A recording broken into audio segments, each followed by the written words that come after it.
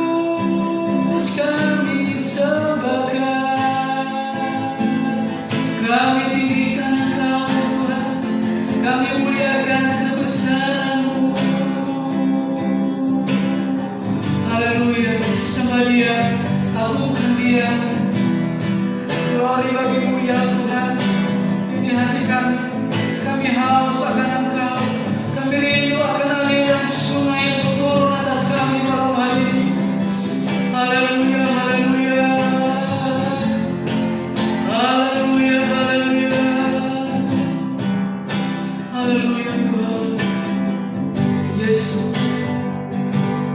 Jadikan aku indah yang kau pandangmu, lihat seturut karyamu di dalam hidupku.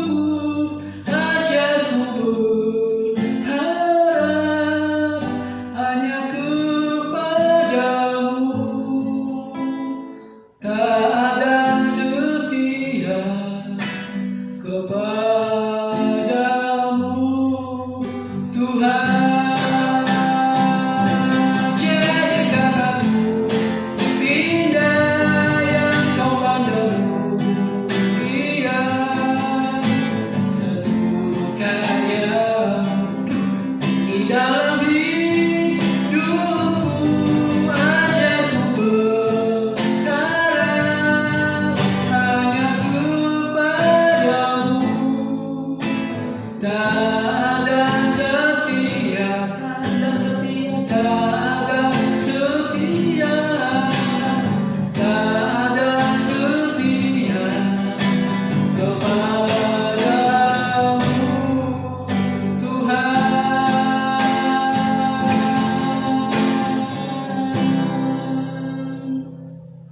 Haleluya. Shalom Bapak Ibu Saudara yang terkasih dalam Tuhan. Kita hari ini memperingati 10 hari pencurahan Roh Kudus yang dijanjikan oleh Tuhan.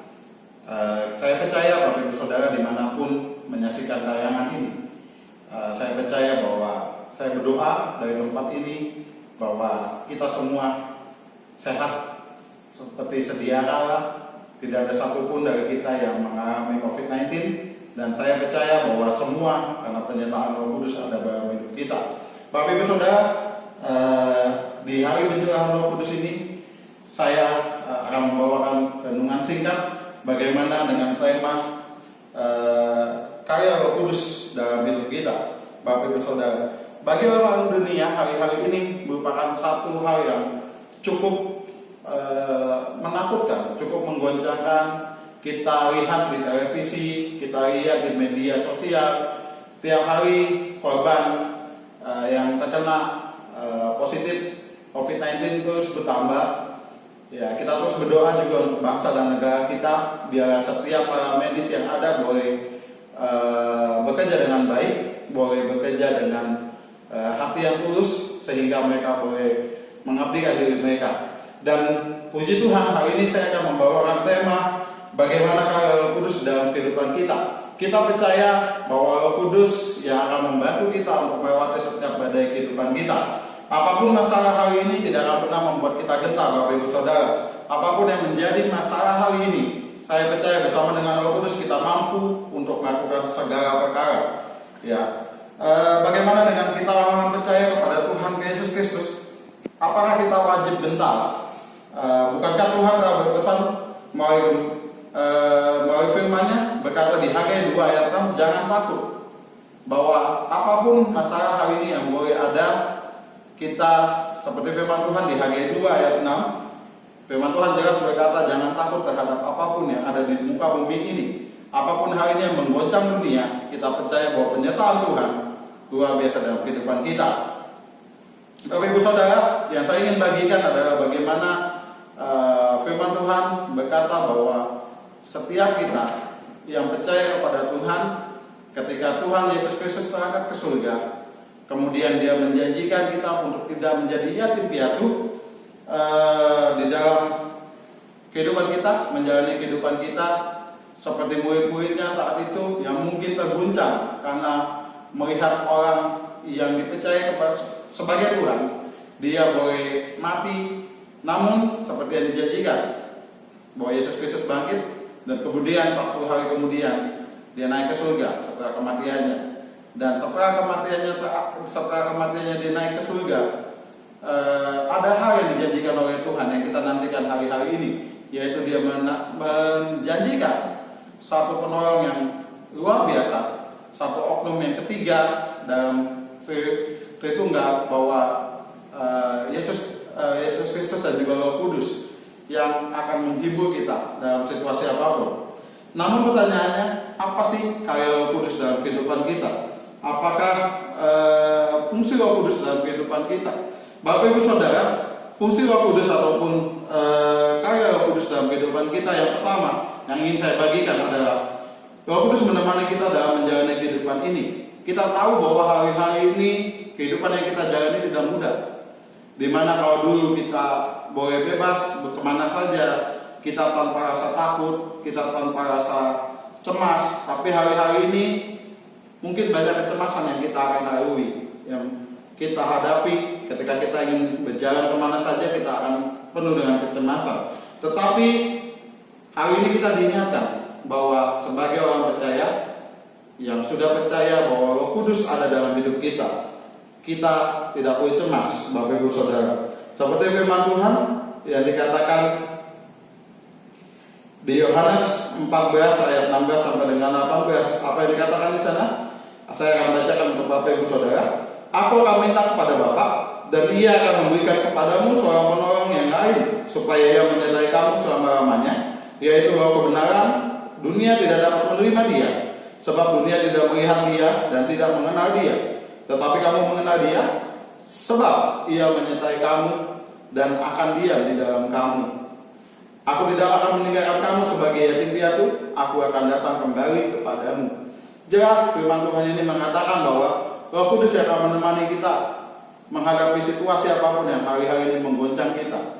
Mungkin ada ketakutan di mana beberapa rekan saya pun yang sudah tidak bekerja, yang sudah mengalami pemotongan gaji, pemotongan penghasilan, di mana mulai tergoncang ekonominya, mulai memikirkan bagaimana hari-hari ke depan. Kita percaya bahwa hari-hari inilah Roh Kudus betul-betul dibutuhkan bagi mereka dan bagi saya dan juga bagi Bapak Ibu Saudara. Kita membutuhkan Roh Kudus karena hari-hari ini kita tahu bahwa goncangan yang kita alami begitu luar biasa. Saya tidak tahu apa yang sedang menimpa Bapak Ibu Saudara, tetapi saya yakin dan percaya hari ini bahwa Roh Kudus akan menghibur Bapak Ibu Saudara. Roh Kudus yang akan mendampingi Bapak Ibu Saudara menghadapi apapun juga. Satu hal yang seringkali manusia rasakan saat mengalami kesulitan, persoalan-persoalan dan pergumulan adalah merasakan kesendirian. Satu hal yang paling tragis dalam kehidupan manusia adalah ketika dia merasa sendiri, ketika dia merasa bahwa hidupnya penuh dengan kesendirian. Demikian juga yang dialami oleh murid-muridnya saat itu sebelum Roh Kudus hadir, di mana yang biasanya ada Yesus Kristus bersama dengan mereka, kemudian Yesus Kristus mati, dan kemudian Yesus Kristus terangkat ke surga, automatically tidak ada lagi yang mendampingi mereka. Tetapi Tuhan begitu luar biasa, Tuhan begitu baik buat murid-muridnya, buat orang percaya saat itu, yaitu meninggalkan satu oknum, yaitu Roh Kudus, Holy Spirit yang boleh mendampingi mereka, boleh menghibur mereka, dan boleh menguatkan mereka. Ya.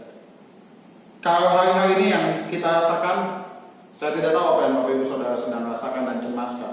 Tapi satu hal yang saya percayai, bahwa Roh Kudus mampu untuk menghibur Bapak Ibu Saudara. Mari datang kepada Tuhan, berikan hati kita kepada Tuhan, dan Roh Kudus akan menghibur kita. Yang kedua, Roh Kudus memberikan penghiburan, nasihat, dan bimbingan. Manusia ada kalanya sehebat apapun, sepintar apapun, pasti mempunyai atau menghadapi satu masalah yang pelik yang mungkin tidak bisa dipecahkan olehnya sendiri. Oleh sebab itu kadang kita butuh nasihat, kita butuh bimbingan, dan nggak semua bisa membimbing kita, nggak semua bisa memberikan nasihat yang terbaik. Saat itu, saat kita datang, saat kita menghadapi kesulitan, kita mungkin datang kepada yang lebih tua, yang lebih kita tuakan. Tetapi kadang jawaban ataupun saran yang kita harapkan kita terima dari mereka, itu tidak kita terima dengan baik. Tetapi satu hal, ketika ada Roh Kudus dalam kehidupan kita, inilah karya Roh Kudus yang luar biasa dalam kehidupan kita. Roh Kudus akan memberikan penghiburan buat kita. Roh Kudus akan memberikan nasihat. Jika kita membutuhkan nasihat, kita datang kepada Tuhan melalui Roh Kudus, dan Roh Kudus akan datang kepada kita dan memberikan peneguhan kepada kita. Roh Kudus akan memberikan konfirmasi. Roh Kudus akan memberikan satu tindak, tanda atau sign untuk kita, apa yang kita gumulkan, apa yang harus kita ambil. Kita percaya bahwa Roh Kudus yang akan memberikan pencerahan buat kita. Oke. Firman Tuhan berkata di dalam Yohanes 14 ayat 26, tetapi penghibur, yaitu Roh Kudus yang akan diutus oleh Bapa dalam namaku, Dia yang akan mengajarkan segala sesuatu kepadamu dan akan mengingatkan kamu akan semua yang telah kukatakan kepadamu. Jadi jelas dari ayat ini kita mendapatkan pencerahan bahwa Roh Kuduslah yang akan memberikan pengajaran yang mungkin kita terima ketika kita membaca firman Tuhan. Ada hal-hal yang kita tidak mengerti, Roh Kudus yang akan memberikan pengertian buat kita. Roh Kudus yang akan memberikan nasihat buat kita. Sebagai pribadi yang senantiasa mendampingi dan menemani kita, Roh Kudus bukanlah sahabat yang sunyi. Jadi bukan seperti kita memiliki sahabat tetapi tidak pernah memberikan nasihat, tidak pernah berbicara dengan kita. Tetapi Roh Kudus, ketika kita menjadikan Dia sahabat kita, Roh Kudus akan memberikan nasihatnya buat kita. Yang hanya sekedar mendampingi tanpa berbuat apa-apa. Tetapi Dia akan memberikan penghiburan buat kita saat kita membutuhkan penghiburan itu, Bapak Ibu Saudara. Ya, kadang kita punya sahabat yang begitu akrab, begitu karib. Ketika kita tidak bisa mencurahkan apapun isi hati kita kepada orang lain kecuali kepada sahabat kita. Tetapi ketika kita mencurahkan rasa gundah hati kita, rasa cemas hati kita kepada sahabat kita mungkin tidak bisa memberikan nasihat. Namun tidak demikian dengan Roh Kudus. Ketika kita datang kepada Roh Kudus melalui doa kita, Roh Kudus akan memberikan penghiburan buat kita, nasihat buat kita, peneguhan buat kita. Kata penghibur dalam ayat Alkitab ini bukan diartikan sebagai entertainer. Kita percaya bahwa kata hiburan berbicara tentang entertainer, tetapi melainkan comforter. Dalam King James Version, Roh Kudus dikatakan comforter, yang diterjemahkan dari bahasa Yunani yaitu parakletos, yang berarti pensyafaat, penasehat atau konselor buat kita, yang senantiasa memberikan bimbingan dan arahan bagi kita. Jadi ketika kita membutuhkan bimbingan, Yesus Kristus ataupun karya Roh Kudus ini yang akan menjadi konselor buat kita. Kalau kita ingin mengalami penghiburan, nasihat, juga bimbingan, bangunlah hubungan kita dengan Roh Kudus, dan kita akan mendapatkan itu semua. Yang ketiga, Roh Kudus berdoa untuk kita kepada Bapa di surga. Amin. Ada beberapa yang mungkin kita tidak bisa berdoa, makanya dikatakan kita berdoa dalam bahasa roh. Ada beberapa hal yang dimana kita tidak bisa mengungkapkan isi hati kita dengan bahasa kita. Makanya itu ada bahasa roh, ya. Dan Roh Kudus itu yang berdoa untuk kita kepada Bapa di surga. Untuk apa yang tidak bisa kita ucapkan dengan kata-kata. Mungkin ketika kita mengalami beban yang begitu luar biasa berat, kadang kita nggak bisa berdoa, kita hanya bisa menangis. Dan mungkin tangisan itu tidak bisa kita mengerti sebagai manusia. Kita sendiri yang memiliki beban pun kita tidak tahu apa yang sedang kita tangisi, apa yang menjadi beban kita itu. Tetapi Roh Kudus tahu itu. Roh Kudus yang akan menyampaikan isi hati kita kepada Bapa di surga. Firman Tuhan berkata di Roma 8 ayat 26, demikian juga Allah membantu kita dalam kelemahan kita, sebab kita tidak tahu bagaimana sebenarnya harus berdoa. Tetapi Roh sendiri berdoa untuk kita kepada Allah dengan keluhan-keluhan yang tidak terucapkan. Jadi jelas Bapak Ibu Saudara, ketika kita mengalami satu masalah, enggak semua keluhan bisa kita keluarkan. Tetapi sekali lagi Roh Kudus membantu itu untuk mengungkapkan keluhan-keluhan yang tidak bisa kita ucapkan kepada Bapa di surga. Dan sudah pasti ketika Bapa di surga mendengar setiap keluhannya, Bapa di surga, Tuhan kita bukan Allah yang diam saja, tetapi Allah yang akan bertindak sesuai dengan kairosnya, sesuai dengan waktunya Tuhan. Dia akan bertindak. Ada saatnya di mana ketika persoalan masalah berat menghimpit dalam kehidupan kita, dan itu membuat kita rasanya sulit untuk berdoa. Bapak Ibu Saudara pernah mengalami itu? Saya jujur, saya pernah mengalami itu. Ketika rasanya kita ditinggalkan Tuhan, hidup kita berantakan, apa yang kita impikan pola-polanya, kita nggak bisa lagi berkata-kata. Dan kalau boleh saya bersaksi sedikit bahwa apa yang saya alami saat itu begitu luar biasa menyakitkan, karena saya bahkan protes terhadap Tuhan apa yang sedang menimpa hidup saya, padahal saya sudah melakukan apa kehendak Bapa bagi saya saat itu. Tapi Tuhan membawa saya sampai ke lembah yang begitu dalam, yang pernah saya saksikan. Saya protes sama Tuhan, saya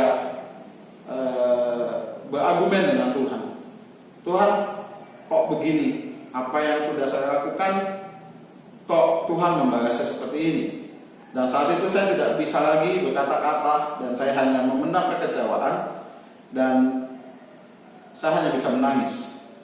Tetapi satu hal yang saya yakin dan percaya, bahwa tangisan saya, apa yang menjadi pergumulan saya, Roh Kudus tahu, dan Roh Kudus yang menyampaikan kepada Bapa di surga. Saya yakin dan percaya Bapak Ibu Saudara pun pasti pernah mengalami hal-hal yang saya pernah alami. Saya tidak tahu masalah apa yang menghimpit Bapak Ibu Saudara. Bahkan mungkin hari-hari ini Bapak Ibu Saudara sedang menjerit kepada Tuhan yang tidak bisa tersampaikan. Yang penting mungkin hari-hari ini beban yang begitu berat menghimpit Bapak Ibu Saudara, sehingga Bapak Ibu Saudara tidak bisa menyampaikan kepada Tuhan. Tapi saya yakin dan percaya seperti yang saya alami hari-hari yang lalu, bahwa Tuhan mampu menyampaikan apa yang tidak disampaikan oleh hati kita kepada Tuhan. Jadi mari pesan singkat kali ini, demikianlah karya Roh Kudus. Kalau boleh saya rangkum, saya ulang. Yang pertama, Roh Kudus menemani kita dalam menjalani kehidupan kita. Ada amin Bapak Ibu Saudara. Yang kedua, Roh Kudus memberikan penghiburan, nasihat, dan bimbingan. Saya dan yakin dan percaya bahwa setiap kita tidak ada orang yang Superman, semua butuh dibimbing, dan Yesus dan Roh Kudus itu yang akan membimbing kita. Yang ketiga, Roh Kudus berdoa untuk kita kepada Bapa di surga. Amin. Saya yakin dan percaya firman Tuhan ini boleh menjadi kekuatan buat kita di dalam masa Pentakosta ini, di dalam masa di mana Tuhan boleh memberikan masalah yang luar biasa, tetapi Tuhan tidak pernah meninggalkan kita. Bapak Ibu Saudara, mari kita berdoa datang kepada Tuhan. Angkat tangan Bapak Ibu Saudara, dan saya mau berdoa untuk Bapak Ibu Saudara. Bapak yang di dalam surga, yang kami sembah di dalam nama Yesus Kristus, kami bersyukur buat firman-Mu hari ini Tuhan. Bapak, mari tayangan video hari ini Tuhan, Kau yang melihat setiap tangan-tangan yang terangkat di rumah masing-masing Tuhan. Apapun yang menjadi pergumulan kami hari-hari ini, apapun yang menjadi masalah kami hari-hari ini, kami percaya Tuhan, kami mengangkat tangan sebagai bukti penyerahan kami kepada Tuhan. Kami percaya bahwa Tuhan, secara manusia kami tidak mampu, tetapi Roh Kudus yang memampukan kami, Roh Kudus yang boleh memberikan penghiburan buat kami di hari-hari yang begitu berat buat kami, hari-hari yang begitu kelam buat kami. Tetapi kami percaya Roh Kudus yang akan menjadi penghibur buat kami. Kami berdoa buat setiap tangan-tangan umat-Mu yang terangkat Tuhan. Biar Tuhan bekerja secara luar biasa. Dan kami juga berdoa, hamba-Mu berdoa Tuhan dari tempat ini. Jika ada mereka yang belum menerima baptisan Roh Kudus, biarlah Tuhan melalui pencurahan Roh Kudus hari ini, biarlah Tuhan memberikan baptisan Roh Kudus, materai Roh Kudus itu buat setiap mereka yang belum menerima baptisan Roh Kudus. Dan kami percaya, hamba-Mu percaya dari tempat ini, Tuhan tidak akan pernah meninggalkan umat-Nya. Tuhan tidak akan pernah meninggalkan umat-Nya menjadi yatim piatu, tetapi Engkau menjanjikan Roh Kudus boleh hadir dalam hidup kami. Makasih Tuhan untuk firman-Mu yang meneguhkan kami, yang menguatkan kami, dan kami percaya kami terima Roh Kudus itu di dalam nama Yesus Kristus. Kami bersyukur dan berdoa.